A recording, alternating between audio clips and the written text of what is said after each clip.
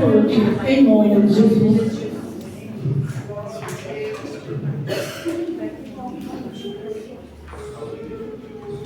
Amém. Não tem nada. Salva a igreja da paz e Jesus.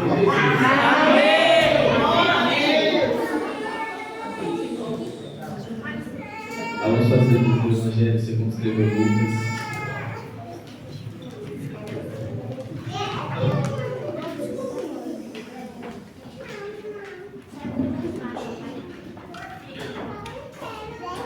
Capítulo 24. Qual? Lucas.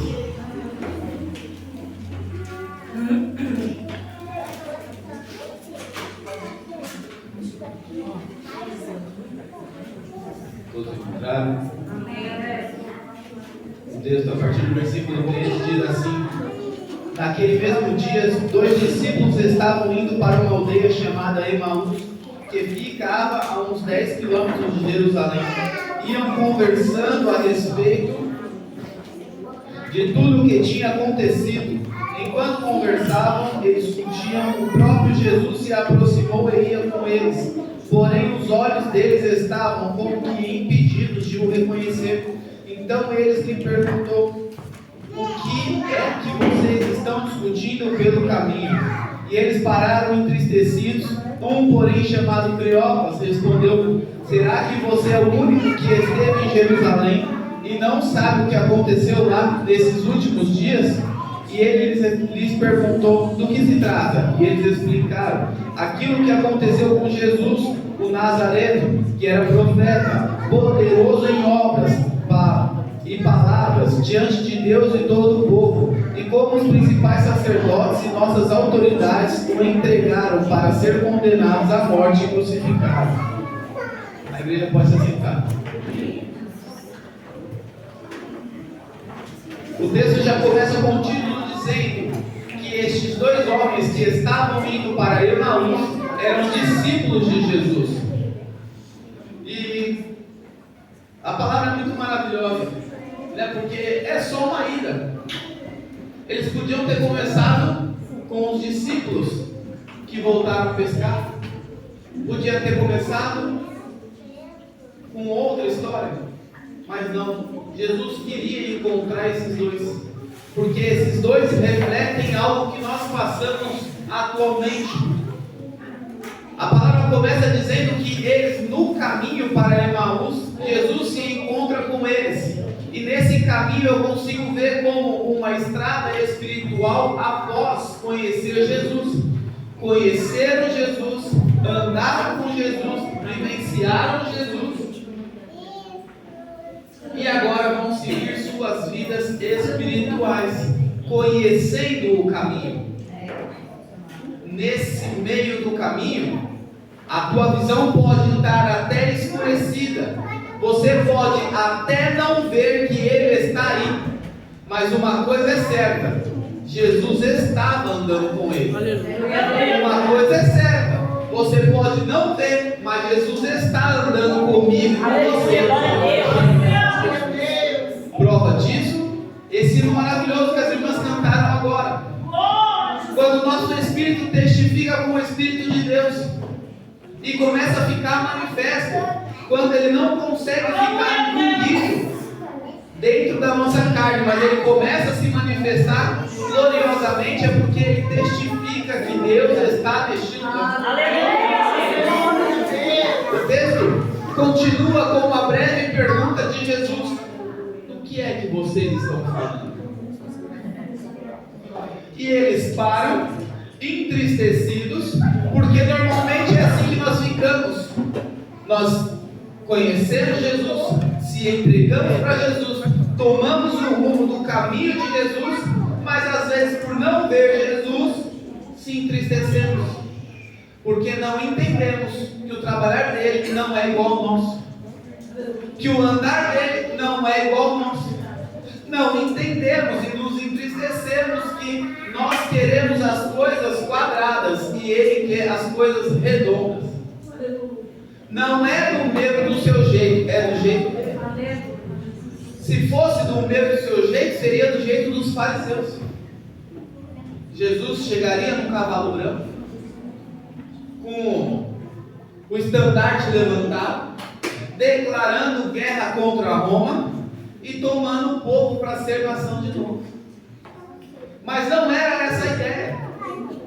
Ele chega em momento de paz, não declara guerra e automaticamente entristece quem queria que fosse dessa forma, porque eles queriam que fosse do jeito deles e não do jeito de Jesus.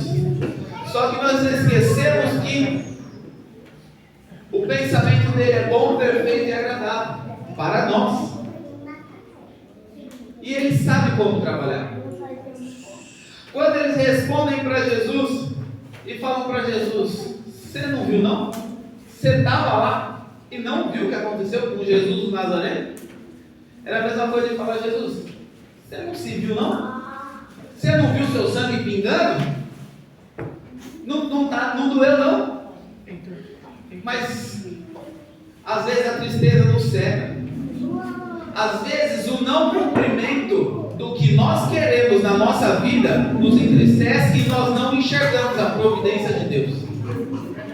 Hoje cedo na escola dominical falamos sobre isso, sobre o partir do pão era um momento de gratidão. Quantas das vezes na minha e na sua casa comemos uma lasanha, uma feijoada, um arroz com frango assado da padaria, douradinho, e esquecemos de dar graça pelo alimento que Ele nos deu. Às vezes as coisas não saem como deveriam, mas como deveriam para nós e não para Ele.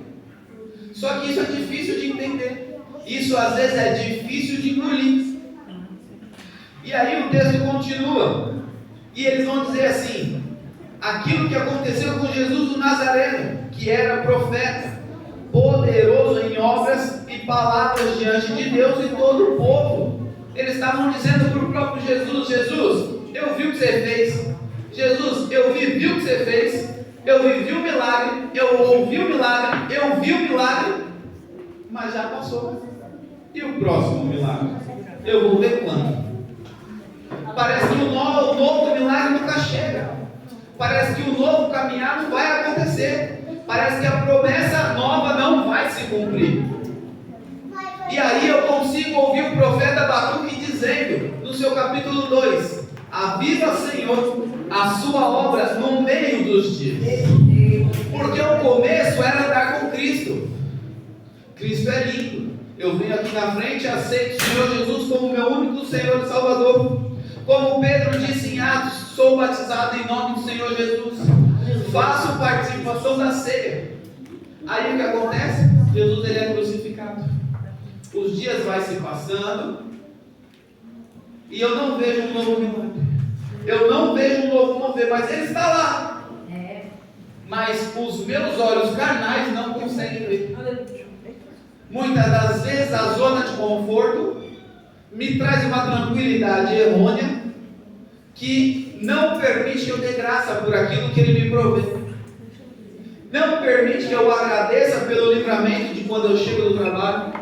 Não permite que eu agradeça pelo café preto que eu tomo de manhã antes de ir trabalhar. Ou se só acordar respirando já é uma providência dele. Aleluia. O fôlego de vida não é meu, é dele. Aleluia. Muita gente testificou isso no Covid, porque não dava valor, até fazer falta. E aí eles continuam e diz assim: nós esperávamos que fosse Ele quem havia de redimir Israel.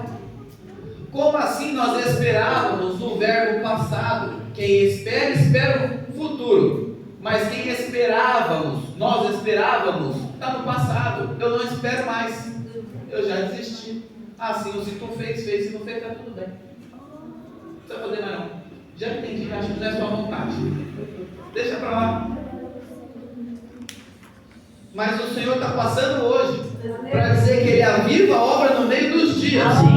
Ele renova a aliança. Ele renova a promessa. Hoje cedo, no caminho eu estava falando com a Bruna sobre quando Deus faz promessa. Parece que quando Deus faz promessa para alguém, a pessoa tem menos força para vir para a igreja. Era para ser o contrário. Era para quando Deus fala assim: Adalberto, tu vai virar pastor. quinta, sexta, era quando o Alberto está aqui na porta assim, ó, esperando abrir a porta. Mas no nosso ser humano, começa a ficar mais difícil, começa a cansar mais, começa a dar mais preguiça. Mas é porque quer? Não. É porque o mundo espiritual trabalha pouco e faz a carne errônea pensar que o Senhor já te abandonou. Eu já não espero mais, eu esperava. Morreu o sonho, morreu a esperança. Mas Jesus, ele chega e ele fala: eu não morri não, eu estou aqui, eu estou andando do seu lado. Você que não está vendo, mas até o final tu vai ver. Aleluia. Quando o próprio Jesus chega nesse contexto, a palavra vai dizer que ele começa a falar para eles o que acontecia nas escrituras passadas e conta para eles as histórias dos profetas. Deduzo eu que ele começou por Gênesis dizendo: o cetro não se apagará de Judá. E aí depois ele vem para Zacarias: exulta de alegria, filha de Sião, rejúbila, filha de Jerusalém. Venha a ti o teu rei, ele é justo e vitorioso. Mas se não está bom aí, vamos para Jeremias, quando ele diz assim: eis que vem dias, diz o Senhor, em que levantarei a Davi um renovo justo, sendo rei reinará e prosperará e praticará o juízo e a justiça na terra.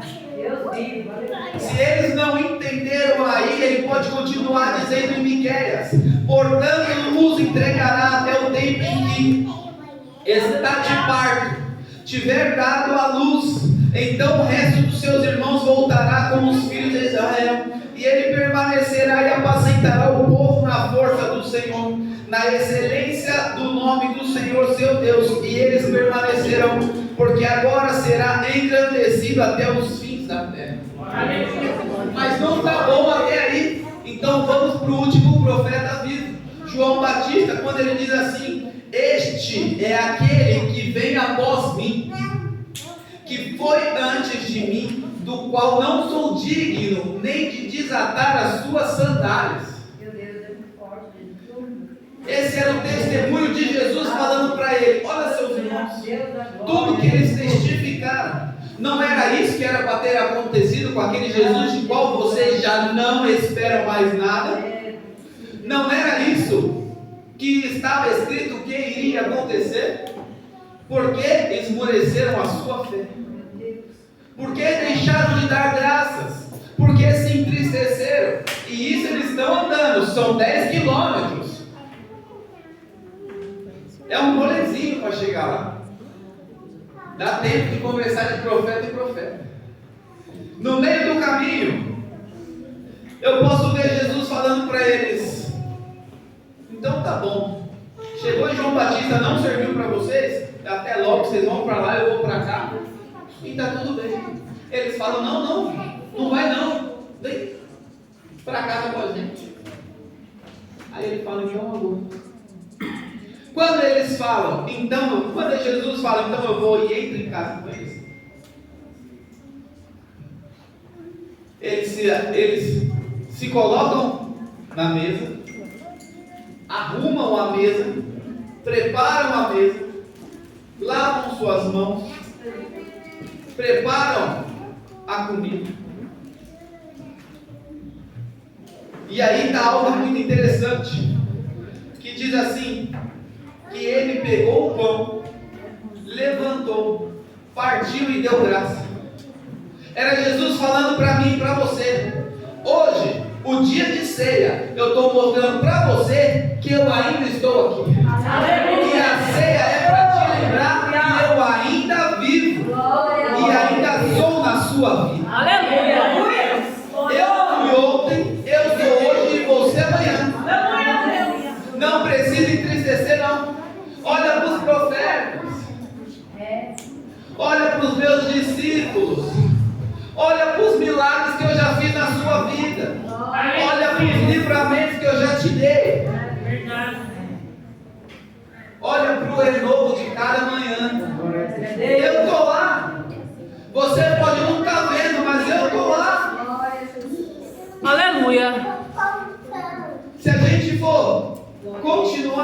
gente chega até amanhã para conseguir ter a certeza que Ele está aqui. Ele vai estar amanhã e Ele estava ontem. Aleluia! Que a palavra também vai dizer que o guarda de Israel nunca dorme, não tosqueneja. Então, enquanto você descansa para Ele te dar um novo renovo, Ele está lá sobre você. Aleluia, glória a Deus. E não há nada que faça que Ele vire as costas para você. A única coisa que poderia fazer que Ele virasse as costas para você, Jesus levou na cruz. Foi o meu e o seu pecado. Para hoje você está aqui, ceando, fazendo parte da ceia do Senhor, Glória a Deus. cumprindo o mandamento, tomando o pão e o suco, e lembrando que Ele morreu por mim e por você. Aleluia. Abram suas Bíblias no livro de Coríntios, capítulo 11. Meu Deus, glória a Deus.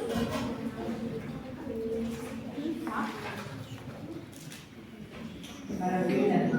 Hoje nós não podemos fazer nada diferente do que Ele ensinou aos seus discípulos, o que a igreja primitiva passou adiante.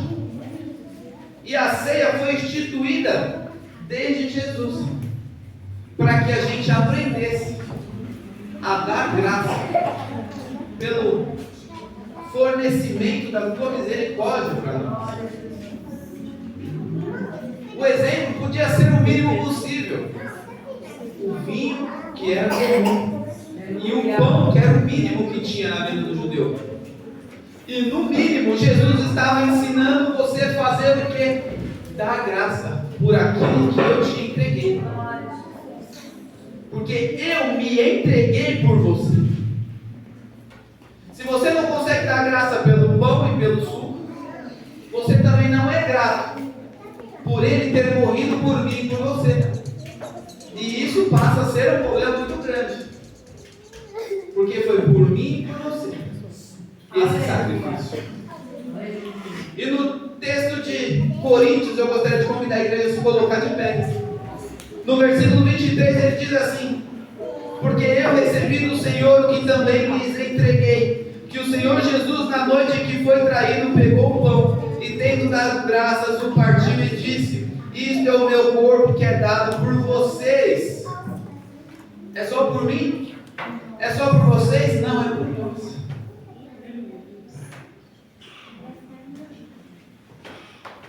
Isto é o meu corpo que é dado por vocês. Façam isso em memória de mim.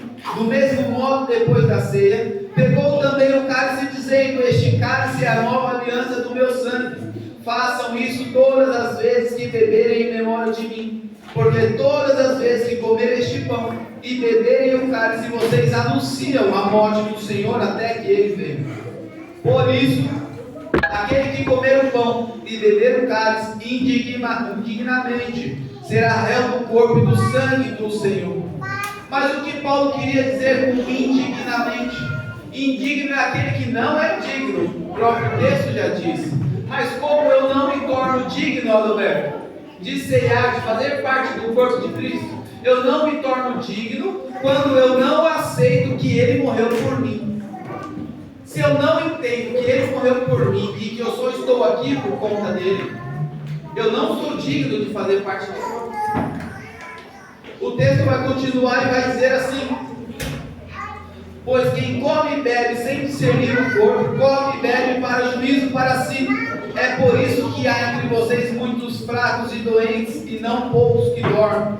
Porque se julgássemos a nós mesmos, não seríamos julgados. Eu gostaria de convidar a igreja todos se levantar, para a gente orar pelo pão e pelo suco de uva, para a gente realizar a ceia.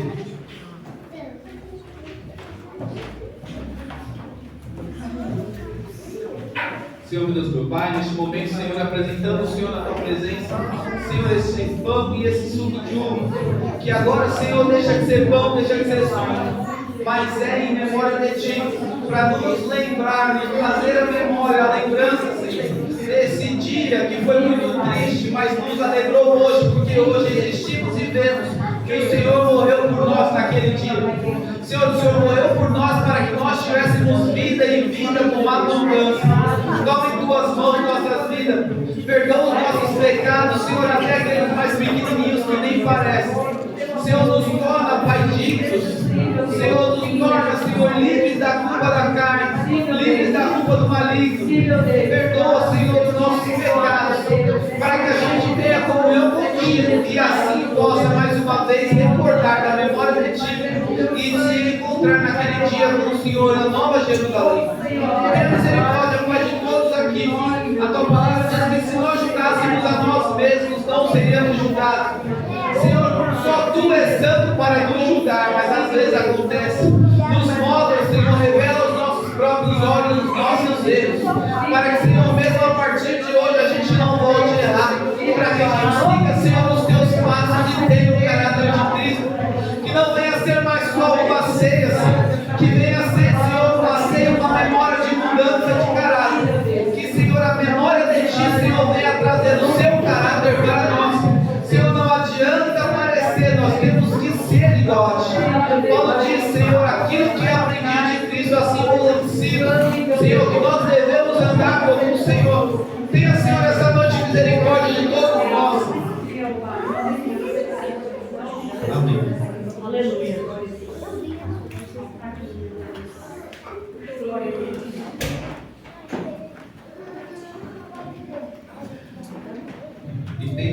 E tendo dado graças, partiu e disse: este é o meu corpo que é dado por vocês. Façam isso em memória de mim. Do mesmo modo, depois da ceia, pegou também o cálice, dizendo: este cálice é a nova aliança do meu sangue. Façam isso todas as vezes que o beberem em memória de mim. Não tome a ceia sem ter a memória que foi por mim e por você. A cruz. Amém? Os irmãos podem ser? Bendito seja